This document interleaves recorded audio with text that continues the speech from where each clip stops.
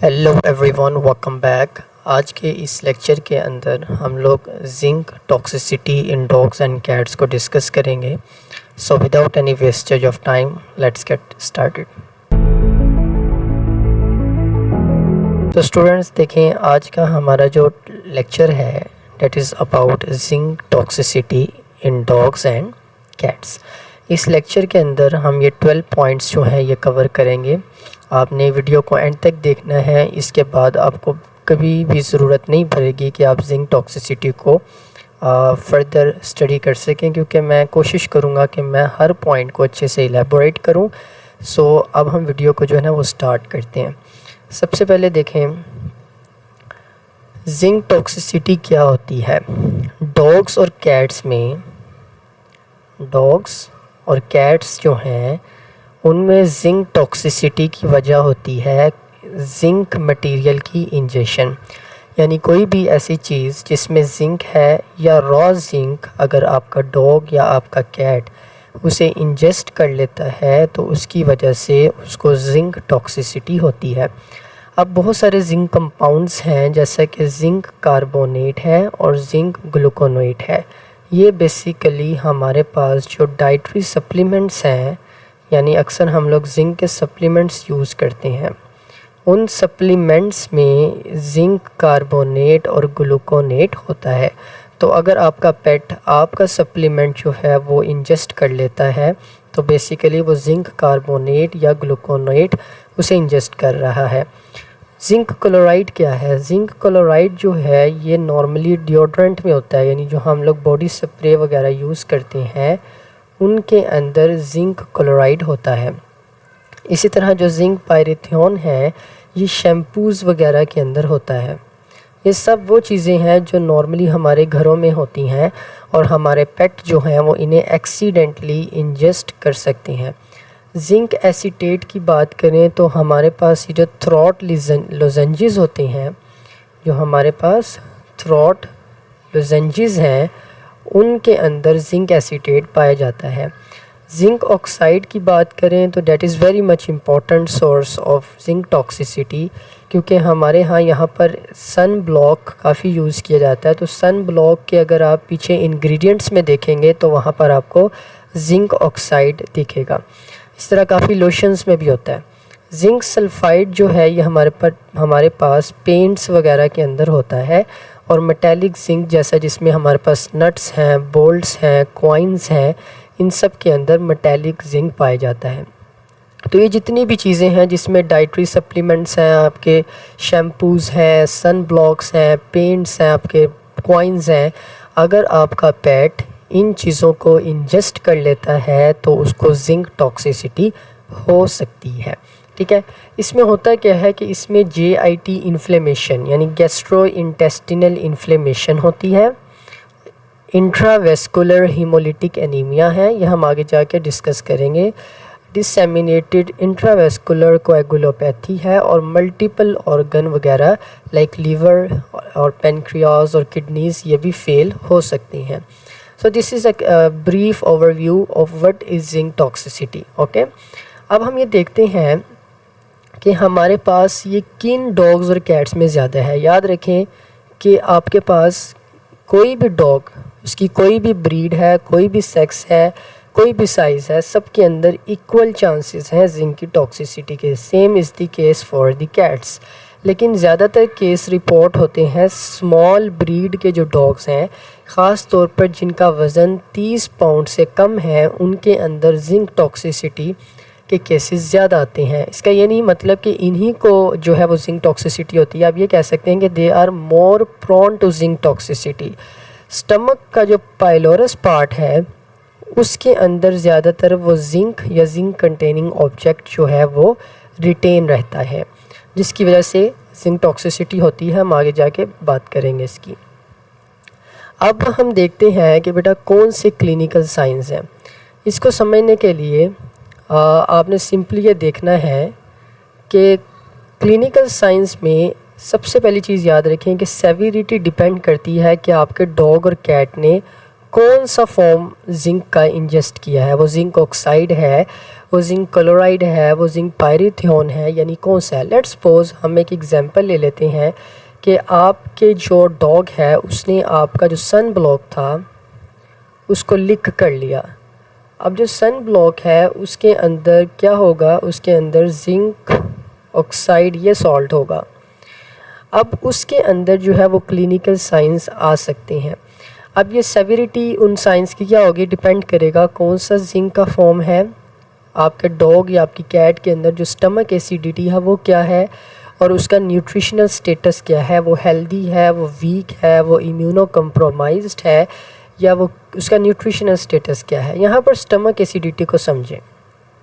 देखें जो stomach acidity है इसका रोल बहुत ज़्यादा है ऑनसेट में। अगर किसी भी पेट में, आपके डॉग या कैट में स्टमक एसिडिटी ज़्यादा है, यानी उसके स्टमक में एसिड प्रोडक्शन ज़्यादा है, तो जो जिंक कंटेनिंग सॉल्ट है वो ज़्यादा एब्जॉर्ब होगा ब्लड में, उसकी एब्जॉर्प्शन ज़्यादा होगी।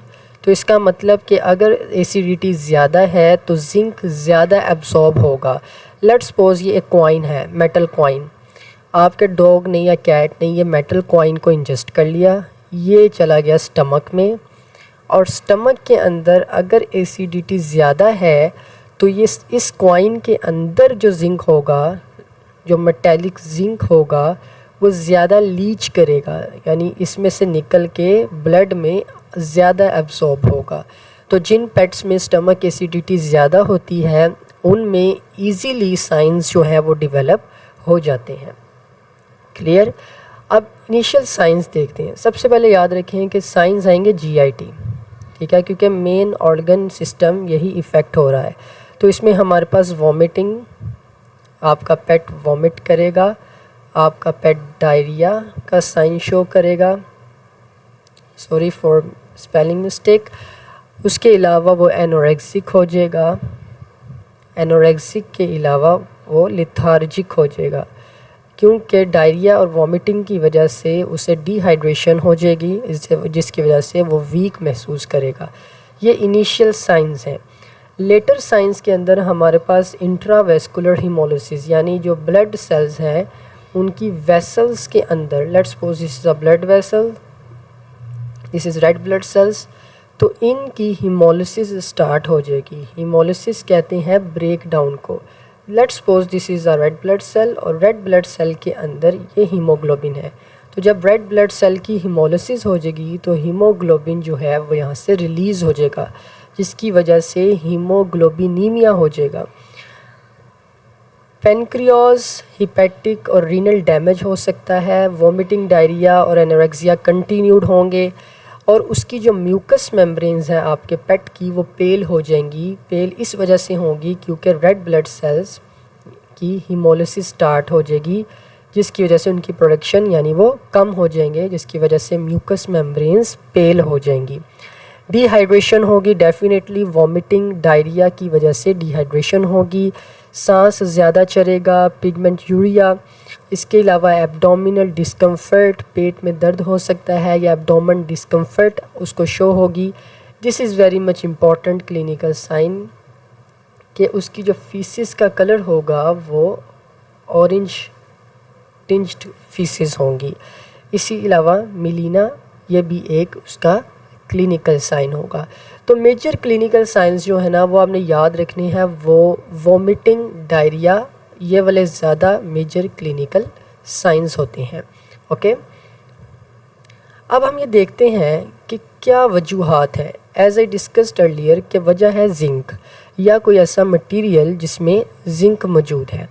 यहाँ पर एक बुक्स में मेंशन्ड होता है कि जो मीडियन लीथल डोज है, यानी कितना जिंक क्लिनिकल साइन शो करवाएगा, यानी कितना जिंक टॉक्सिसिटी को शो करेगा, तो ये अनरेफरेंस्ड है, इसका कोई रेफरेंस नहीं है, लेकिन ये कहा जाता है कि 100 मिलीग्राम पर किलोग्राम जो है वो आपके पास रिस्पॉन्सिबल है। लेट्स सपोज अगर आपका डॉग 10 किलो का है, इट इज़ एन एग्जांपल, ठीक है, कि अगर वो आपका डॉग 10 किलोग्राम उसका वज़न है, तो कम अज़ कम जो आपके पास 100 मिलीग्राम जिंक जो है वो होना चाहिए। For example this is a coin, again example मैं कॉइन की दे रहा हूँ। अगर इस कॉइन में जिंक जो है वो 1000 मिलीग्राम है तो वो 10 किलोग्राम के डॉग में इनफ होगा क्लिनिकल साइंस को प्रोड्यूस करने में। तो मैं उम्मीद करता हूँ आपको ये बात समझ आ गई होगी। अब मोस्ट इम्पॉर्टेंट सोर्सेज मैंने आपको जैसे बोला, मेटेलिक जिंक में नट्स और बोल्ट्स हो गए, staples, metals, zippers, toys, jewellery, bra clasps, hooks हो गए, बटन्स हो गए, और ये जो अलॉय है ये सारे के सारे एक्चुअल में जिंक के सोर्सेज हैं। जो ऑर्गेनिक जिंक है ये ख़ास तौर पर जीआईटी साइंस यानी इन्फ्लेमेशन और सेल्फ लिमिटिंग वॉमिटिंग में रोल प्ले करता है। अब देखें यहाँ पर वो लाइन मैंने मेंशन की है कि जितना ज़्यादा एसिड होगा उतनी ज़्यादा जिंक की लीचिंग होगी और वो उतना ही ज़्यादा ब्लड में एब्जॉर्ब होगा और उतने ही जल्दी क्लिनिकल साइंस आएंगे। अब देखिए डायग्नोस कैसे करना है। सबसे पहले तो आपके पास हो गया ना क्लिनिकल साइंस आ गया। क्लिनिकल साइंस मैंने आपको डिस्कस कर लिए। इसके अलावा इंट्रावेस्कुलर हीमोलिसिस वगैरह जो है ये भी आपने देख ली कि डायग्नोसिस में आपको पता लग जाएगा। अब याद रखें कि डिफरेंशियल डायग्नोसिस में एक बात याद रखें कि बहुत सारी ऐसी डिजीज़ हैं, लाइक बहुत सारी वायरल डिजीज़ हैं, बहुत सारी बैक्टीरियल डिजीज़ हैं, बहुत सारी पैरासाइटिक डिजीज़ हैं जिनके अंदर जीआईटी साइंस आते हैं। इसी तरह कोई फॉरेन बॉडी हो सकती है, इस वजह से भी जीआईटी के साइंस आ सकते हैं। इंट्रावेस्कुलर हीमोलिसिस जो है वो भी काफ़ी ज़्यादा कंडीशंस के अंदर इंट्रावेस्कुलर हीमोलिसिस होती है। लाइक आपके पास बेबीसिया के केस में ऐसा देखा जाता है।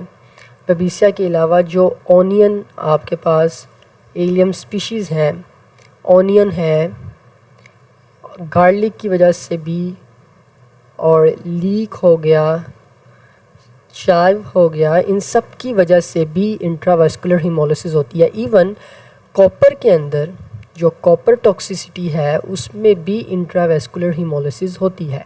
मोथ बॉल टॉक्सिसिटी में भी होती है। मोथ बॉल टॉक्सिसिटी में भी ऐसा होता है जिसको हम नेफ्थलीन कहते हैं। इसी तरह कैवल सिंड्रोम, एसिटोअमाइनोफेन जो एनसेड है उसकी टॉक्सिसिटी में भी वॉमिटिंग, डायरिया और इंट्रावेस्कुलर हीमोलिसिस देखी गई है।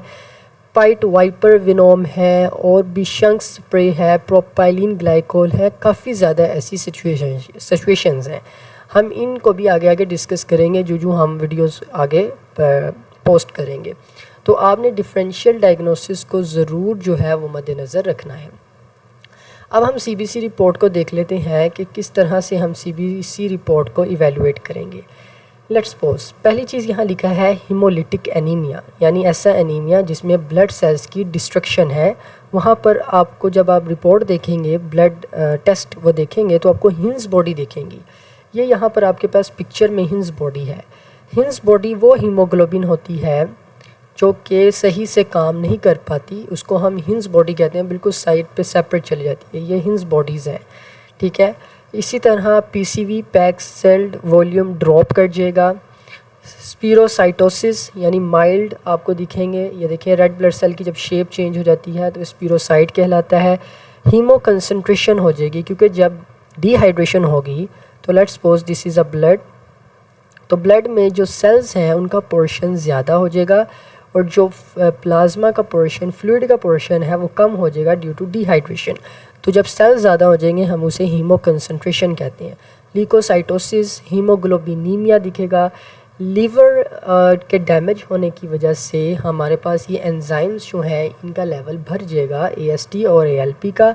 पेनक्रियास के डैमेज होने की वजह से अमाइलेज और लाइपेसिस जो हैं वो बढ़ जाएंगे।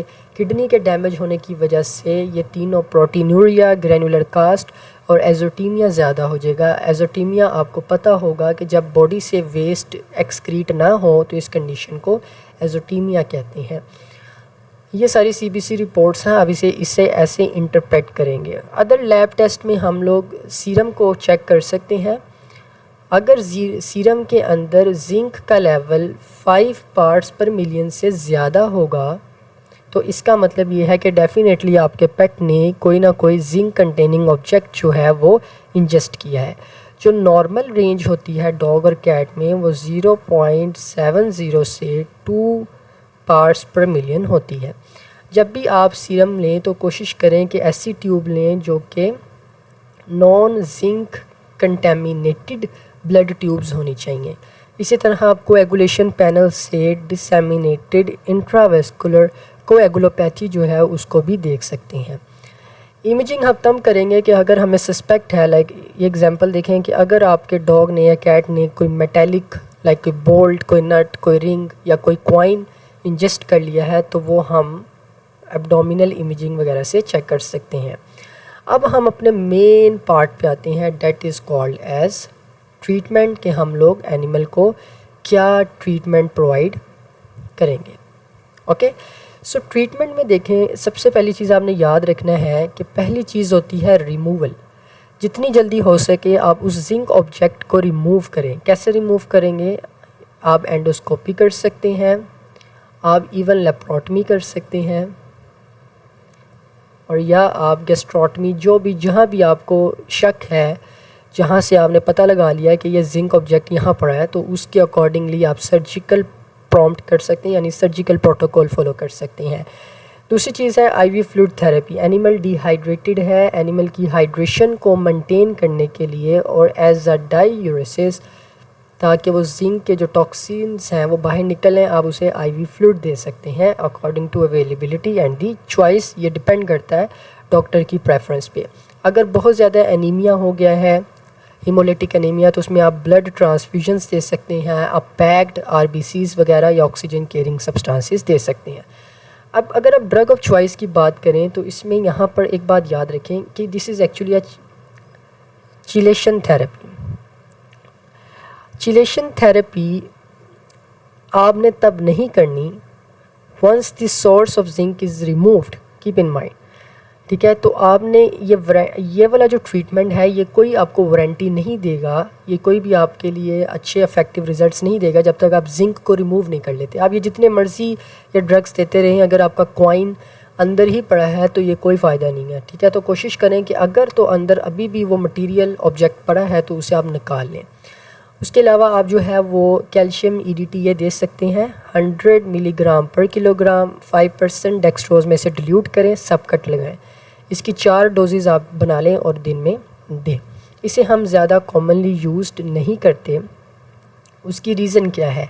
उसकी रीज़न ये है कि ये पोटेंशियली जो है वो नेफ्रोटॉक्सिक है, यानी किडनीज़ को डैमेज कर सकता है, इसलिए हम लोग कॉमनली यूज़ नहीं कर सकते।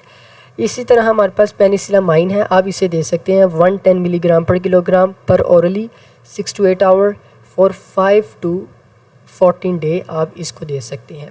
नेक्स्ट चीज़ आपके पास आ जाती है, that is called as heparin. Heparin आप 150 इंटरनेशनल यूनिट पर किलोग्राम सबकट दे सकते हैं, specially for disseminated intravascular coagulopathy. Stomach की एसिडिटी को कम करने के लिए आप H2 रिसेप्टर्स एंटागोनिस्ट दे सकते हैं, जिसमें हमारे पास सिमेटिडीन है, जिसमें हमारे पास रेनिटिडीन है और जिसमें हमारे पास फेमोटिडीन वगैरह हैं। इसी तरह जो प्रोटोन पंप इनहिबिटर्स हैं, जिसमें मोस्ट इम्पॉर्टेंट आपको पता ही होगा पैराजोल, ये आप दे सकते हैं। इसी तरह कुछ एंटासिड्स जो हैं वो आप टैबलेट या सिरप्स वगैरह दे सकते हैं फॉर रिड्यूसिंग द एसिडिटी, ताकि हम जिंक की एब्जॉर्प्शन को कम से कम कर सकें।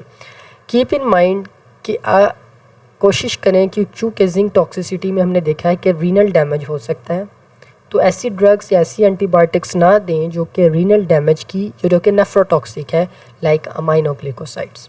Okay, so this is all about zinc toxicity. I hope so कि आपको ये वीडियो अच्छी लगी होगी और आपने कुछ ना कुछ सीखा होगा।